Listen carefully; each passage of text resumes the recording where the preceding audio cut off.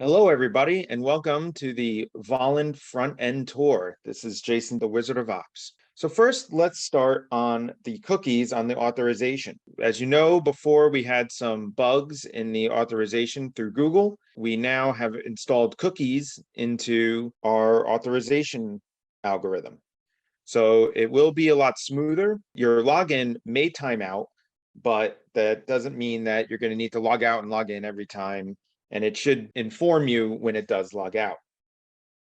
Another feature is dark and light mode. You can see it's nice dark mode right now. It was by request, but you can select over here on the home page to have it readjusted to light mode. Moving on to the summary page. The summary page is now updating a lot quicker. This because we have segregated all the databases of all the equities. So now everything should be operating a lot quicker and more efficiently than it was before. The summary page will get an overhaul pretty soon, but for now, the total lines are here. You still have your project strikes here. So if you want to check out a different strike, you can still do that right there. We also have a search button instead of an automatic update. This is because we are now going to be storing your searches here on this recent search bar. And as you select different things to search,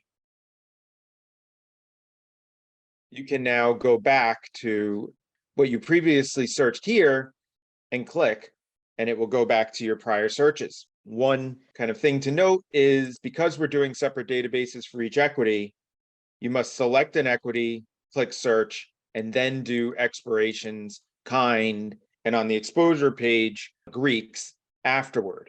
And the reason why is because each equity has its own expiration list, and we try to keep everything segregated. So select your equity, hit search, and then narrow your search down to what you're looking for. Another note is on the summary page, your project strikes do not save in your recently searched. So you have to repopulate the project strikes if you are projecting a different strike. So now on the exposure page, one big difference is that you will see that the bars and the lines here for the cumulative and exposure charts are now colored.